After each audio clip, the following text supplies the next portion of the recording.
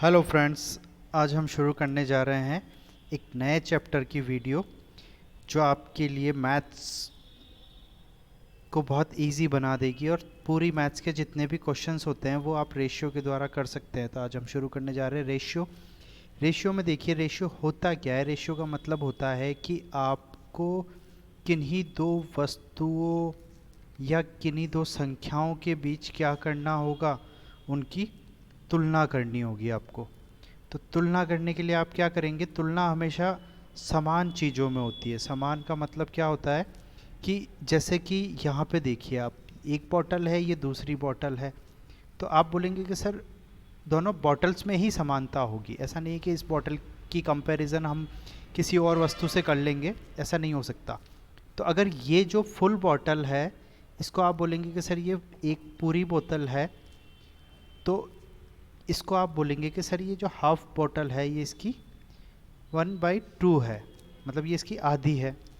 या आप इसको ऐसे भी बोल सकते हैं कि सर ये 2:1, इनका जो तुलनात्मक मान है वो क्या है, 2:1 है, मतलब ये इससे 2 गुना ज़्यादा है। आप देख पा रहे हैं। तो रेशियो का मतलब तुलना होता है। आप इस डायग्राम से भी समझ पाएंगे कि ये इसका जस्ट डबल है। तो यहाँ से 1 का डबल 2 और आधे का डबल 1।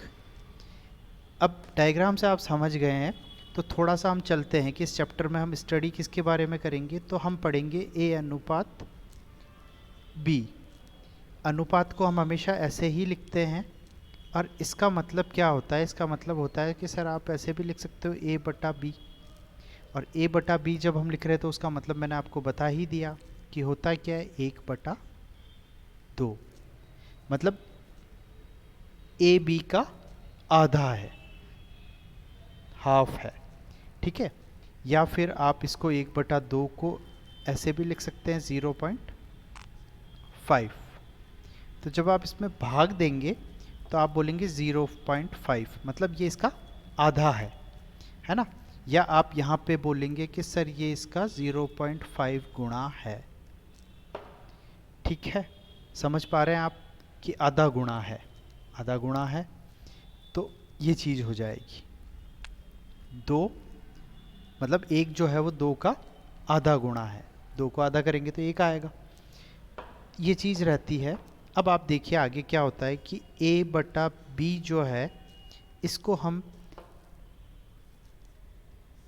ऐसे भी लिख सकते हैं। अगर इस a बटा b में किसी कांस्टेंट वैल्यू से हम ऊपर और नीचे गुणा कर देते हैं, तो देखिए कैसे के तो कैंसिल आउट हो जाएगा और वापस से हमें क्या मिल जाएगा, a बटा बी ही मिलेगा। तो कोई दिक्कत नहीं है, किसी भी संख्या से गुना कर सकते हैं, पर आप समान संख्या से गुना कीजिए। या ऐसे कैसे आप a/k बटा b/k भाग भी दे सकते हैं। तो दोनों केस में रहेगा तो a बटा बी ही। तो आप यहाँ पे ध्यान दीजिए कि किसी भी समान संख्या से हम अंश और हर में गुना करेंगे तो कोई परिवर्तन नहीं होता है, और भाग देंगे तो भी कोई परिवर्तन नहीं होगा। ऐसे ही आप किसी संख्या को यहाँ पे जोड़ते हैं या घटाते हैं तब भी कोई परिवर्तन नहीं होता है। ठीक है। तो यहाँ तक आप, आई होप आप अच्छे तरीके से समझ पा रहे होंगे कि मैं आपको क्या समझाना चाह रहा हूँ। अब हम क्वेश्चन पे आते हैं, क्वेश्चन लेते हैं। मैं आपको बहुत सारे क्वेश्चन कराऊंगा इस चैप्टर के अंदर। आप ध्यान से वीडियो को देखिए और लास्ट तक बने रहिए, कॉपी पेन लेके बैठिए, साथ साथ में करिए और समझते चले जाइए, बहुत मज़ा आने वाला है आपको। और वीडियो को सब्सक्राइब कर दीजिए, लाइक कर दीजिए और अपने दोस्तों के साथ में ज़्यादा से ज़्यादा शेयर भी कर दीजिए। तो अब क्वेश्चन क्या बोल रहा है, क्वेश्चन बोल रहा है कि राम और श्याम की आय का कुल अनुपात जो है वो 5:6 है। तो क्या बोला है कि सर राम और श्याम की इनकम का जो रेशियो है वो रेशियो है 5:6। तो आपको क्या करना है, आपको यही काम करना है मेनली कि आपको रेशियो लिखने हैं सिंपली। जैसा क्वेश्चन बोल रहा है आगे पढ़ते हैं। इनकी कुल आय जो है, मतलब टोटल इनकम राम और श्याम की जो टोटल इनकम है वो है 5,500 रुपये कुल आय है। तो अब यहाँ पूछ क्या लिया है हमसे कि राम की आय बताओ, राम की अकेले की आय बताओ। तो देखिए आपको क्या करना है, आपको दो रेशियो दिए होंगे और कुल इनकम दी होगी। तो जब आपको यहाँ पे कुल दे रखा है तो आपको इन दोनों रेशियो का भी कुल निकाल लेना है। तो आप 5 में 6 को जोड़ेंगे तो कुल रेशियो कितना आ जाएगा 11। तो अब आप यहाँ पे बोलेंगे कि सर 11 बराबर 5,500, तो 1 बराबर 5500 बटा 11, तो कितना आ जाएगा। आप बोलेंगे कि सर आ जाएगा 1 बराबर 500, 1 बराबर 500 आ गया। अब पूछा क्या है कि सर हमसे ये पूछ रहा है कि आप बताइए केवल राम की इनकम कितनी होगी। तो 1 बराबर रेशियो में हमने कन्वर्ट कर दिया, 1 का मान निकाल लिया, 1 बराबर 500 है। तो आप यहाँ पे 500 को गुणा कर देंगे 5 से, तो राम की आय कितनी आ जाएगी आपके पास 2500 रुपये। That's your answer. तो राम की आय आपको कितनी प्राप्त हो गई 2500 रुपये। अब इस चीज़ को, इस क्वेश्चन को मैं आपको ऐसे समझाता हूँ कि मान लीजिए कि एक कोई आपने डंडा लिया, वो डंडा 11 मीटर लंबा था। कितना 11 मीटर लंबा था, है ना। और उसके आपने क्या किए कि 1 2 3 4 5 6 7 8 9 10 और ये 11, आपने 11 हिस्से कर दिए बराबर बराबर, ठीक है। तो अब 11 हिस्से कर दिए आपने, फिर 1 2 3 4 5, ये जो 5 हिस्से हैं ये आपने अलग कर लिए, और आगे के जो 6 हिस्से हैं 3 और 3 6, इनको आपने अलग कर दिया। तो ये क्या हो गया 5:6 हो गया। और अब आप कहेंगे कि सर ये 11 का मान जो है वो 5500 के बराबर है, ये 11 मीटर की पूरी छड़ जो है ये कितने की आती है 5500 रुपये की आती है। तो अब आप कहेंगे, आप लेने के लिए गए, आपने कहा सर मुझे तो एक ही टुकड़ा चाहिए, ये एक ही टुकड़ा चाहिए। तो अब आप क्या करेंगे, इस 5500 में 11 का भाग देंगे, तो ये जो एक टुकड़ा है 1 बराबर 500, तो एक टुकड़ा 500 रुपये का आ जाएगा, दूसरा टुकड़ा भी 500 रुपये का होगा, तीसरा टुकड़ा भी 500 रुपये का होगा, चौथा भी 500 का, पाँचवा भी 500 का। तो जब 500 को आप 5 से गुणा करेंगे तो 5 × 500 बराबर कितना आ जाएगा 2500। तो मतलब राम का जो हिस्सा है वो कितना है 2500, और जो श्याम का हिस्सा है वो 5 × 30 मतलब 3000, और दोनों मिला के कितने होंगे 5500। तो आप ऐसे भी समझ सकते हैं इसी क्वेश्चन को आराम से, कोई दिक्कत नहीं है। ये दो तरीके हो गए, ये तरीका भी अच्छा है, ये तरीका भी अच्छा है। अभी मैं सोच रहा था तो मैंने सोचा ऐसे भी आपको समझा दूं, जगह कम थी फिर भी मैंने यहाँ पे कर दिया। अब समझने की कोशिश कीजिए, आप कॉपी पेन लेके बैठिए और मेरे साथ साथ करते जाइए, आपसे बनेंगे क्वेश्चन, बहुत अच्छे क्वेश्चन लेके आए हैं हम, और रेशियो का चैप्टर आपके बहुत क्लियर हो जाएगा इन एग्जाम्पल से। अब अगला क्वेश्चन शुरू करते हैं। अगला क्वेश्चन शुरू करने से पहले अगर आपने चैनल को सब्सक्राइब नहीं किया है तो सब्सक्राइब कर लीजिए, लाइक कर दीजिए और ज़्यादा से ज़्यादा शेयर कर दीजिए अपने दोस्तों के साथ। तो देखिए दो संख्याओं का अनुपात जो है 5:7 दे रखा है, और छोटी संख्या जो दे रखी है वो हमें दे रखी है 35। तो दोनों संख्याओं का योग ज्ञात करो।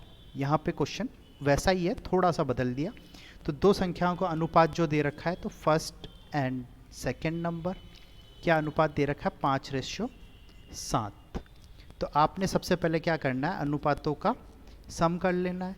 तो सम कितना आएगा कि सर 5 में 7 को हम जोड़ लेंगे तो हमें मिलेगा 12 मिल जाएगा। और यहाँ पे क्या दे रखा है हमारे को कि सर छोटी संख्या जो है वो कितनी है 35, और अनुपातों में छोटा कौन सा है, फर्स्ट अनुपात छोटा है। तो आप कहेंगे सर क्या 5 बराबर 35 लिख दे? बिल्कुल 5 बराबर 35 लिख दीजिए आप। और फिर क्या होगा, 1 बराबर 35/5 और 1 का मान निकल के आ जाएगा 7। तो आपको क्या चाहिए, आपको कुल मान चाहिए। तो आप 12 को किससे गुणा कर देंगे, 7 से। तो जब 12 को 7 से गुणा करेंगे तो आएगा 7 दूनी 14 और 7 एकम 7 और 1 8। तो 84 आपका आ जाएगा आंसर। क्या आ गया 84? कि सर संख्याओं का योग, मतलब कि submission of the numbers of the ratio जो होगा वो 84 हो जाएगा। संख्याओं का जो सबमिशन होगा वो 84 हो जाएगा। क्या आप समझ पा रहे हैं? मैं एक बार फिर से बता देता हूँ आपको। दो संख्याओं का अनुपात दे रखा 5:7, तो हमने दोनों अनुपातों को जोड़ दिया। और फिर बाद में आपको क्या दे रखा था, छोटी संख्या दे रखी थी 35। तो छोटा अनुपात कौन सा है, 5। तो 5 बराबर 35 हो गया। तो 1 बराबर 35/5 और ये बराबर 1 का मान आ गया 7। तो 1 के मान को 12 से गुणा करोगे, क्योंकि 12 क्या था, संख्याओं का योग था, अनुपातों का योग था। तो कुल जो है 84 आ जाएगा। ये 84 क्या होगा, संख्याओं का योग होगा। मिल गया आंसर। बहुत आसान तरीका है। अब आप अगला क्वेश्चन देखिए, सेम वैसा का वैसा क्वेश्चन है, उसी तरीके से हम करेंगे। दो संख्याओं का अनुपात दे रखा है 5:7 और दूसरी संख्या, मतलब ये वाली जो संख्या है वो दे रखी है 56। तो 7 बराबर 56। तो 1 बराबर आ जाएगा 8, 8 7 56 होता है, आपको पता ही है। तो 1 बराबर 8 आ गया। और यहाँ पे 5 और 7 को जोड़ना नहीं है, यहाँ पे सॉरी, यहाँ पे थोड़ा सा गलती कर दी हमने लिखने में। क्या है कि यहाँ पे आपको जोड़ना नहीं है, यहाँ पे आपसे संख्याओं का योग नहीं पूछा है, यहाँ पूछा है अंतर। तो संख्याओं का अंतर ज्ञात करो। आप करेक्शन कर लीजिएगा, थोड़ा सा हमारे जो प्रिंट कर रहे थे उनसे कुछ मिस्टेक हो गई है। तो अंतर कर दीजिए आप। अंतर पूछा है तो अंतर कैसे निकालेंगे? अब आप कहेंगे सर अंतर तो 7 - 5 बराबर 2 का अंतर आ जाएगा। तो बिल्कुल 2 का अंतर आएगा। और 1 का मान कितना आया, 8। तो हमें अंतर चाहिए, तो आप क्या करेंगे, 8 से गुणा कर देंगे। तो 8 दूनी 16। तो जो दोनों संख्याएं हैं उनमें अंतर कितना होगा, 16 का अंतर होगा। समझ पा रहे हैं आप? तो सिंपल सा क्वेश्चन है, सिंपल तरीके से हो जाएगा। तो पहली संख्या कौन सी हो जाएगी, 8 × 5 = 40 और 8 × 7 = 56। दो संख्या हो जाएगी 40 और 56, और दोनों का अंतर देखिए कितना आ रहा, 16 आ रहा है। तो आप इस क्वेश्चन को भी अच्छे से समझ पा रहे होंगे। बिल्कुल सेम क्वेश्चन था, अच्छा क्वेश्चन था। अगला क्वेश्चन लिखते हैं। तो देखिए इसमें क्या बोल रहा है, इसमें बोला है कि रेडियो और टीवी जो है उनका रेशियो है 4:7 और टीवी का मूल्य जो है वो रेडियो के मूल्य से 900 रुपये ज़्यादा है। तो ज़्यादा कितना है कि सर टीवी ज़्यादा महंगा है और रेडियो सस्ता है। तो कितना ज़्यादा है कि सर यहाँ से 4 में 3 जोड़ेंगे तो 7 आएगा, तो 3 ज़्यादा है। और यहाँ पे ज़्यादा कितना बोल रहा है कि सर ये तो बोल रहा है कि 900 ज़्यादा होना चाहिए। तो 3 बराबर हो गया 900। तो 1 बराबर कितना हो जाएगा कि सर 900/3। तो 3 तिया 9 और ये हो जाएगा 300 रुपये ज़्यादा। तो 1 बराबर 300 आ गया। तो हमें अब बताना क्या है, देखिए रेडियो का मूल्य बताना है। तो रेडियो का मूल्य मतलब 4 को आप 300 से गुणा कर दीजिए, तो हो जाएगा 4 × 3 = 12 और ये आंसर आ जाएगा आपके पास में 1200 रुपये। किसका, रेडियो का मूल्य आपको मिल गया 1200। समझ पा रहे हैं आप? आसान सा तरीका था। मैं फिर से बता देता हूँ। रेडियो और टीवी का अनुपात दे रखा है 4:7। तो 4 7 से कितना ज़्यादा है, 3 ज़्यादा है। यहाँ बोला है टीवी का मूल्य रेडियो से 900 रुपये ज़्यादा है। तो यहाँ पे 3 बराबर 900 लिख दिया। तो 1 बराबर 900/3 आ गया। तो 300 रुपये 1 का मान निकला। तो आपको क्या चाहिए, रेडियो का मूल्य बताना है। तो 4 को 300 से आप गुणा कर दीजिए, तो 1200 रुपये का रेडियो आपको मिल जाएगा, सस्ता ही रेडियो मिल रहा है। तो बिल्कुल आप इस तरीके से क्वेश्चन बना पाएंगे और अच्छे क्वेश्चन कर पाएंगे आप। तो घर पे भी आप कोशिश कीजिएगा करने की, बिल्कुल आपसे बनेंगे क्वेश्चंस। तो हम अगला क्वेश्चन देखते हैं क्या कह रहा है। सेम वैसा का वैसा ही क्वेश्चन है, AC रेशियो ओवन।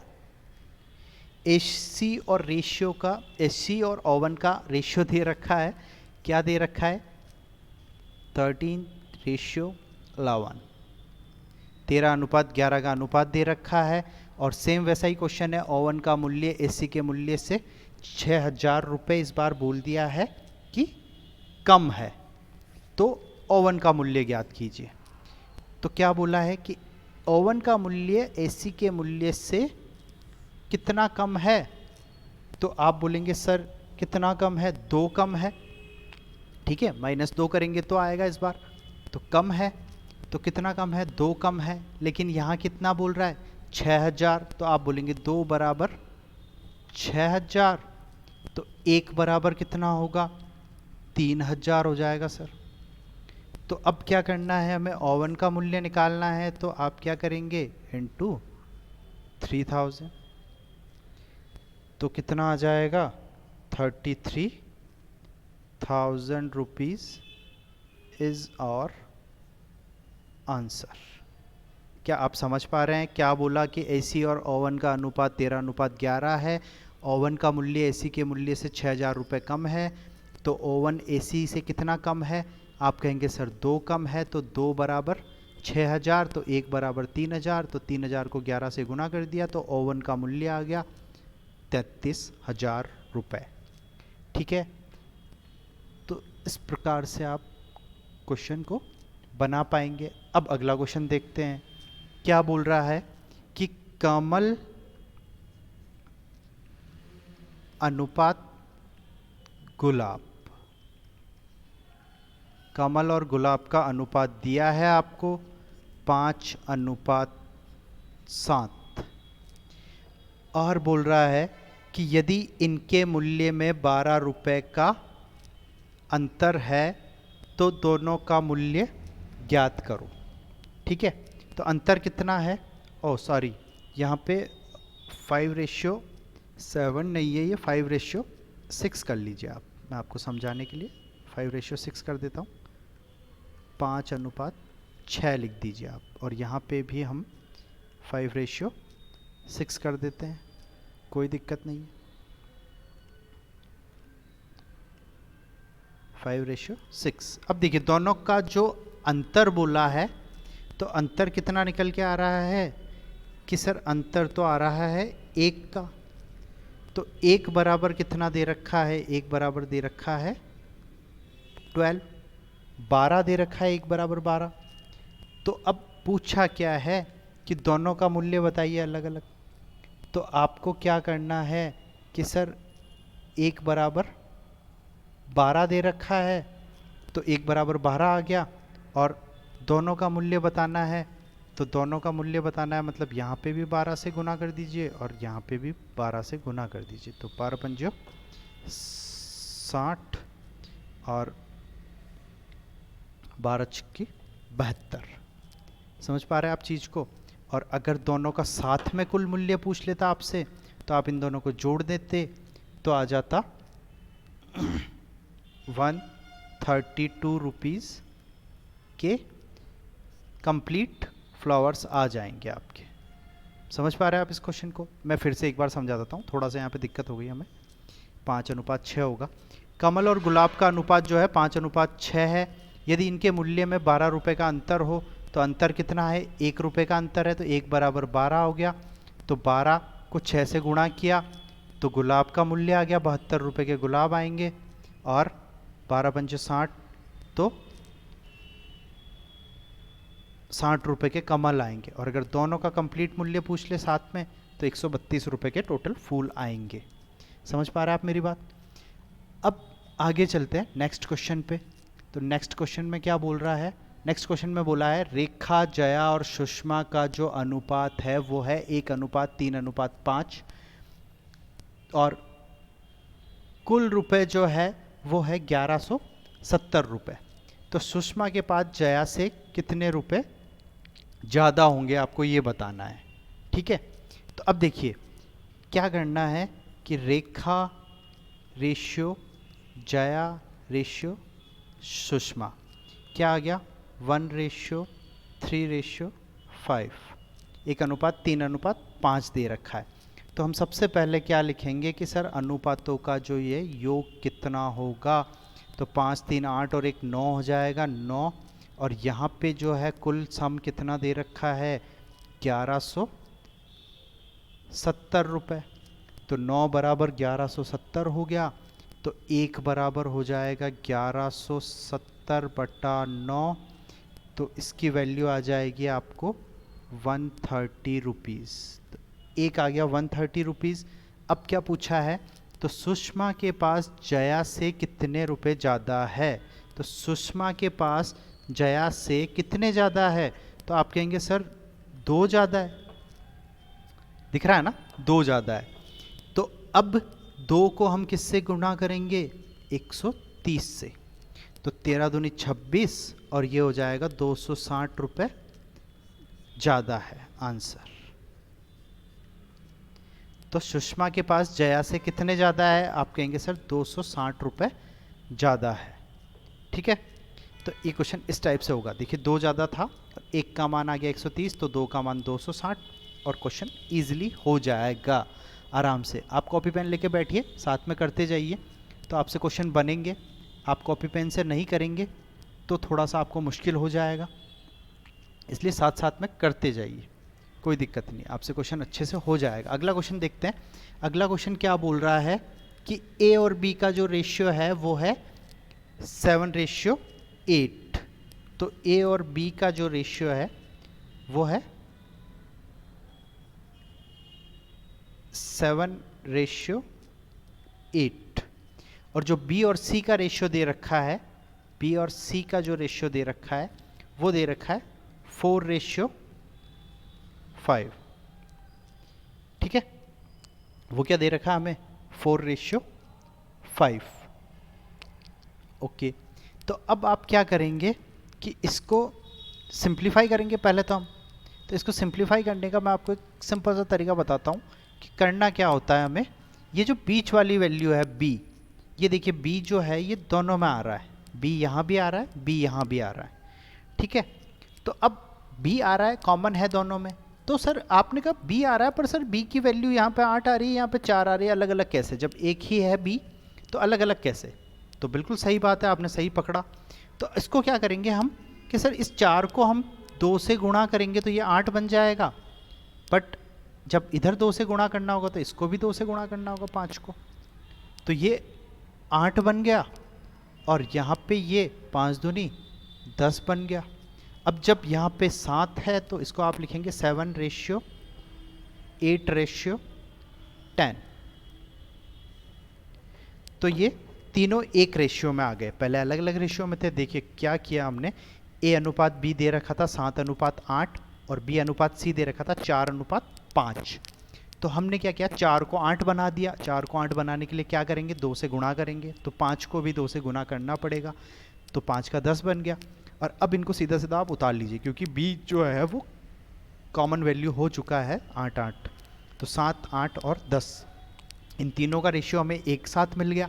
अब क्वेश्चन को आगे पढ़ते हैं। क्या कह रहा है कि कुल 500 रुपये, कुल 500 रुपये है, तो सी के पास ए से कितने रुपए ज़्यादा है। तो सी के पास ए से कितने रुपए ज़्यादा है, तो सी के पास ए से कितने रुपए ज़्यादा है।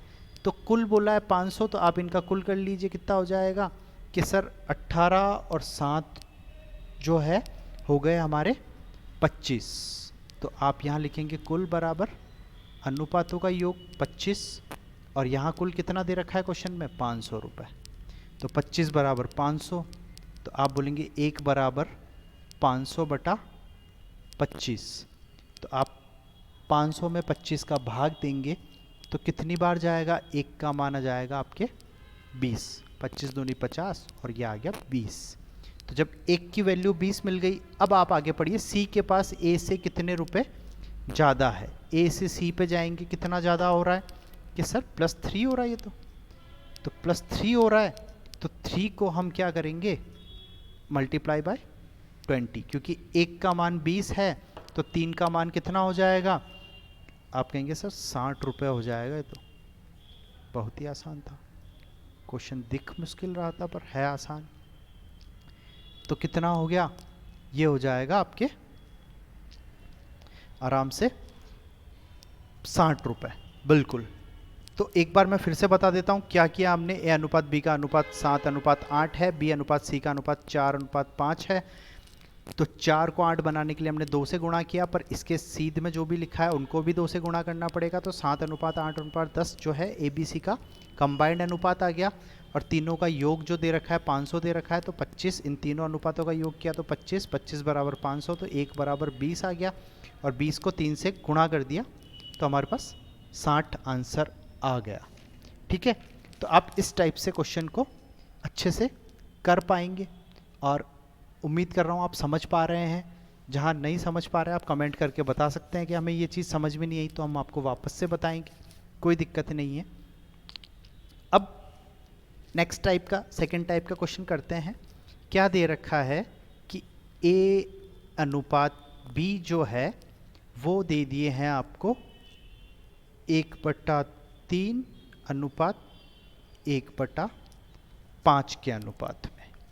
ठीक है, और इसको क्या बोला है कि आप सरल अनुपात में बताइए। तो पहले मैं आपको बता देता हूँ कि सरल अनुपात होता क्या है, थोड़ा सा हम इधर समझ लेते हैं इसको। सरल अनुपात क्या होता है, तो आपने अनुपात लिखा कोई कि सर 10:20, ठीक है, 10:20 आपके कहीं लिखा है। तो अब आप क्या कहेंगे कि सर यहाँ तो 0 और 0 या 10 एकम 10, 10 दूनी 20, ये तो कट रहा है। तो अब मैं कहूँगा इसको काट दीजिए और ये बन जाएगा 1:2। तो अब जब ये 1:2 बन गया तो अब इसको हम बोलेंगे क्या, सरल अनुपात। ये सरल अनुपात नहीं है, सरल अनुपात ये है। आप समझ पा रहे हैं, मतलब जहाँ तक कट रहा है उसको काटते जाइए और बिल्कुल सरल रूप। बोले तो क्या कि सर अभाज्य संख्याएं मिल जानी चाहिए अनुपात में, जो एक दूसरे से या किसी से भी कटे ना, जब तक कट रही है काटते जाओ। तो आप समझ गए होंगे कि सरल अनुपात का मतलब क्या होता है। तो सरल अनुपात में बदलना है, पहली बात तो ये चीज़ आप समझ गए। अब करना क्या होता है, यहाँ पे इन नीचे वाली संख्याओं का आप लेंगे क्या, एलसीएम लेंगे, तो आएगा 5 3 15, और उस 15 को आप इस संख्या में गुणा कर दीजिए और इधर भी 15 को गुणा कर दीजिए। ठीक है, गुणा कर दिया तो ये हो गया 3 एकम 3, 3 पंजे 15, और ये हो गया 5 एकम 5, 5 3 15। तो अब देखिए क्या बन गया, ए 5 और बी कितना 3। तो आंसर क्या आ गया आपके 5:3, और ये क्या है, अभाज्य संख्याएं हैं और कटेगी नहीं, तो यही आपका आंसर हो जाएगा 5:3। और इसी को करने का हम एक और तरीका आपको बता देते हैं। ए अनुपात बी जब दे रखा हो 1/3 और 1/5, तो आपको क्या करना है, आपको ऐसे ऐसे 2 तीर लगाने हैं। इसका मतलब क्या हुआ कि 5 1 से गुणा हो गया तो यहाँ पे 5 आ गया अनुपात, 3 1 से गुणा हो गया तो यहाँ पे 3 आ गया, ये आपका आंसर आ गया आंसर। तो आप इस मेथड से भी कर सकते हैं, आप इस मेथड से भी कर सकते हैं, जैसे आपको अच्छा लगे आप क्वेश्चन को वैसे कीजिए, कोई दिक्कत नहीं है। और उम्मीद करता हूँ कि आप इसको समझ पाएँ कि सरल अनुपात क्या होता है, और जो बट्टे में या भिन्न में जो अनुपात दे रखे होंगे उनको सरल अनुपात में चेंज कैसे करते हैं। आप समझ पा रहे हैं। तो नेक्स्ट क्वेश्चन देखते हैं। तो देखिए नेक्स्ट क्वेश्चन क्या है, नेक्स्ट क्वेश्चन है हमारे पास कि सर P और Q दो संख्याएं हैं, उनका अनुपात दे रखा है आपको 3/4 अनुपात 4/3। तो इनको सरल अनुपात में बदलना है। तो आप क्या करेंगे, आप कहेंगे सर सो इजी, 3 तिया 9 और 4 चौक 16, तो 9:16 आपका आंसर आ जाएगा। ठीक है, तो ये हो गया, बहुत ही इजी है। नेक्स्ट क्वेश्चन और देख लेते हैं हम, दूसरा।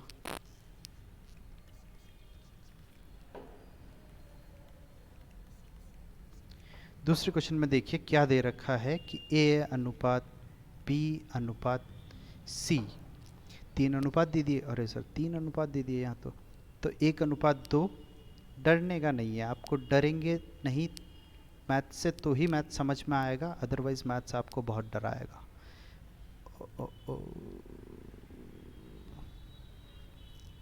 तो क्या करेंगे हम करेंगे, यहाँ पे दे रखा है ABC 1/7, ठीक है। तो आपको क्या करना है, आपको कुछ नहीं करना है, आपको देखते जाना मैं क्या कर रहा हूँ।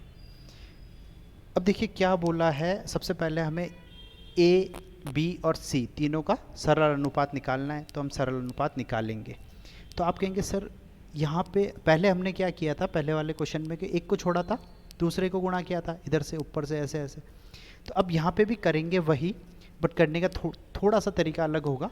तो देखिए क्या करना है कि इन दोनों को पहले आप गुणा कीजिए। तो क्या आया, 7 या 21, और फिर 21 को इस 1 से गुणा कर दीजिए, तो 21 एकम 21। फिर यहाँ पर अनुपात लगा दीजिए। फिर इस बार जब इसका अनुपात निकाला था A का, तो इस A को छोड़ दिया था हमने। इस बार B का निकालेंगे तो इस 3 को छोड़ दो, 2 और 7 को गुणा करो, तो 7 दूनी 14 और 14 एकम 14। और इस बार इस 7 को छोड़ दो और 3 दूनी 6 और 6 एकम 6, इसका अनुपात निकल जाएगा। तो ये आ गया आपके सरल अनुपात। देखिए मैं फिर से बता देता हूँ क्या किया हमने। जब A का अनुपात निकालना है तो इसको छोड़ दो, 1/2 को छोड़ दिया, और इन दोनों को पकड़ो, तो 7 या 21 और 21 एकम 21, तो 21 लिख दो। इस बार जब B को निकालना है तो B को भूल जाओ और इन दोनों को पकड़ो, तो 7 दूनी 14 और 14 एकम 14, 14 यहाँ लिख दो। इस बार C को भूल जाओ और 3 दूनी 6 और 6 एकम 6, तो 6 को यहाँ लिख दो। तो ये सरल अनुपात आ गए। अगर आपको समझ में नहीं आया तो मैं आपको एक क्वेश्चन ऐसा हम और कर लेते हैं, ठीक है। क्या दे रखा है कि सर P, Q और R का रेशियो दे रखा है, कितना दे रखा है, 2/3 अनुपात 1/4 अनुपात 3/5। तो अब देखिए मैंने क्या कहा कि इसको छोड़ दो, जब ये निकालना है तो 5 चौक 20 और 20 दूना 40 अनुपात। इस बार इसको छोड़ दो, तो 5 3 15 और 15 एकम 15, और इस बार इसको छोड़ दो, तो 4 3 12 और 12 दूनी 24 और 12 तिया 36। तो आपके आंसर क्या आ गया, सरल अनुपात 40 अनुपात 15 अनुपात 36। अगर कटते हैं तो और काट दीजिए, नहीं कट रहे तो कोई दिक्कत नहीं, आप ऐसे ही छोड़ दीजिए। अब हम अगला क्वेश्चन करते हैं, बहुत अच्छा क्वेश्चन है। ये क्वेश्चन एक्चुअल में है किसका, ये क्वेश्चन एक्चुअल में है किसका, ये क्वेश्चन है मिश्र अनुपात का। तो हम आपको थोड़ा सा समझा देते हैं पहले कि मिश्र अनुपात होता क्या है, या आप बोलेंगे कि सर इससे पहले हम समझा देते हैं आपको मिश्र अनुपात या फिर विलोमानुपात। क्या, विलोमानुपात, विलोमानुपात,